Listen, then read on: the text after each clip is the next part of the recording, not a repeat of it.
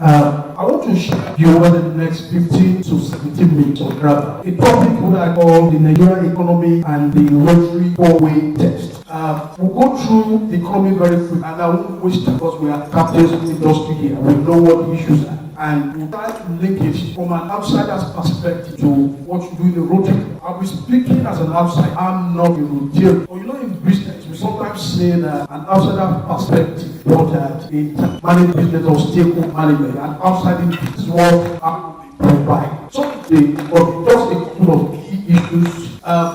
Nigeria was on the edge of a fiscal of bankruptcy. The fiscal reforms that we are currently going through are inevitable in a situation where debt and our revenue were nearly equal and government expenditure were getting to several multiples of government revenue. So the removal of petroleum subsidies and rationalization was inevitable. Of course, it has cost associated price increase in terms of inflation, but we'll talk about that. We've also seen the abolition of multiple exchange rates, which was causing market distortions in the FX market or the monetary side. But despite what was done in the first 1 year of the current administration in terms of judicial reform, there was something fundamental. A lot of good things were done, but something fundamental was missing, which was that the interest rate on Naira assets were not adjusted. And just to be, economics is very simple. We don't make it complicated. If you hold the Naira and the returns that you get on the Naira was going to be 5 or 6 or 7%, the natural thing for any rational economic person is to chase the dollar. So government did all the things, but they did not touch interest rate adjustment in the first 1 year. So in the macroeconomic model, which was done to say that if we abolish multiple exchange rate, maybe the Naira was set to officially at market around 8 on the market, Naira continued to go down, and it went down as far as 1,800. When the return on Naira said the term of interest rate was adjusted, the Naira eventually moved on, was settled at around 1,500. So we now have a fairly stable exchange. But that 1 year delay probably cost maybe a 500, maybe would have been at 800 Naira today. But the lack of something fundamental like cooking a soup, you don't put it right in the last fundamental ingredient to it, cost us a massive 500 incremental cost in terms of what the exchange rate is today. What is important, however, is that we now have a fairly stable exchange rate. The parallel and the parallel and official markets are very close. The implication of that is that we now have massive inflation driven by Naira devaluation and petroleum pricing. The other important thing to know is that the export-led boom expected out of devaluation has not happened in terms of agricultural exports. That's largely because Nigeria today has a weak state capacity to enforce security. This is the connection between economics and politics. People cannot go to the farm. Farmers cannot go to the farm. So the expected export in terms of agricultural boom don't happen because commercial and smallholder farming is not happening as expected. So essentially, we took the pain of devaluation. We have not been able to maximize the benefit of it. And we now have situations of very high food prices. The National Bureau of Statistics says that food inflation is 40%, but we do know that it does not feel like 40%. It feels like 150%. So if you go to the market, know what you have, what you bought last year, and what you are buying today. In terms of impact on people, before the current economic reform, we had 1.3 million people who were full. But today, as a result of the short-term pains of economic reforms, more people are falling into poverty. At least additional 15 to 20 million people will have fallen into poverty. And you can estimate that perhaps today we have at least 150 million people who are poor in Nigeria today and growing. What is also sticking out in the current economic program is the failure of the social investment program, like government cash transfers, to moderate the pace of economic reforms for the poor.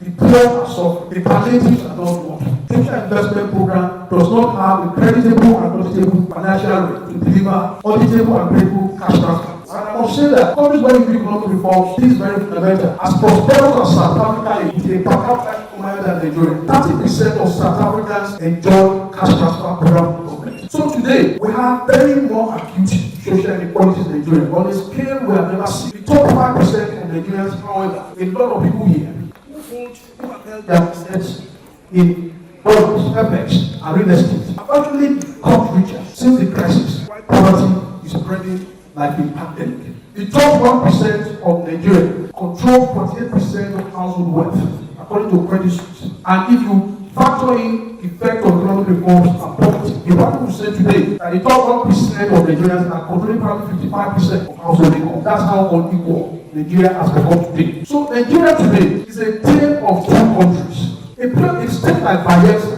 and Sokoto has 90% of its people poor. 9 out of 10 people in Bayelsa State and Sokoto State are poor. So that's pre-reform. Current economic reform. You can actually assume that perhaps the only one person in Bayelsa and Sokoto State who is not poor has probably got poor in the last 1 year. So essentially, you could say that 19 out of 20 poor places like Sokoto State or Bayelsa State are poor. So essentially, the reality that we see in Lagos, even what we see around Lagos, does not represent the reality of Nigeria. Nigeria is a tale of two countries. Outside Lagos, there is tough endemic poverty. The economy must work for people. And that's the context in which I'll be talking about a couple of things. The concept of a good and fair society where economy is working for everyone. And I will define a good and fair society as a society where that's not necessarily equal, but it is a society in which everyone has an opportunity or a fair chance to fulfill their God-given potential. Nigeria, by that definition, is far today from a definition of fair society, with 140 to 150 million people who are left behind in poverty and growth. And the result are the social crisis that we have today of crime and security. And the Honorable Commissioner of Police is here. Banditry, terrorism, kidnapping, cybercrime, the prostitution of young women, young girls and women, in a popular lingo that has now become common on Olosho. That is how bad things have become. No one is insulated.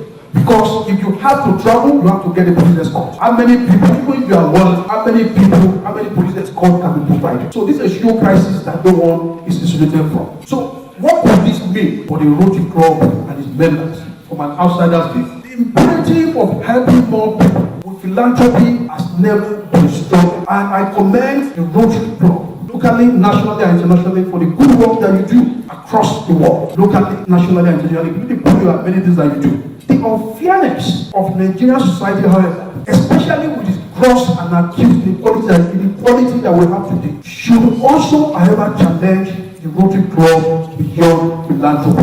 An unfair society is against and anathema to the powerful moral code of the Rotary Club text. I want to repeat that. An unfair society is against and is an anathema to the powerful moral code of the Rotary Club text. Is it fair to all? Is it the truth?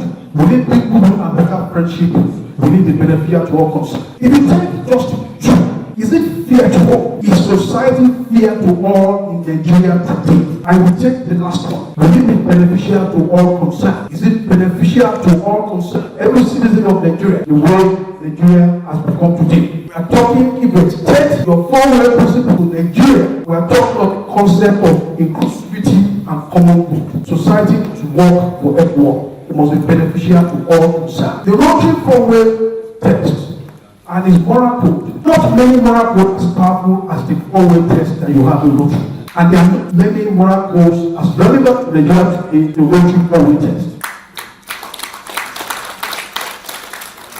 Yet, I recognize that the Rotary is not a political party. However, why not be a political party? The Rotary has something perhaps that is no less bigger than politics. And I want you to pay attention. What you have in the Rotary that is bigger than politics is what I call the concentrated allied power of Rotary members. And I repeat that, the concentrated allied power of Rotary members, it is bigger than politics. Among you, in public and private sector, senators, governors, MDs, commissioners, permanent secretaries, directors, chairmen of public and private sector companies. The Rotary member, you also have a wide influence of broader allies in Nigeria.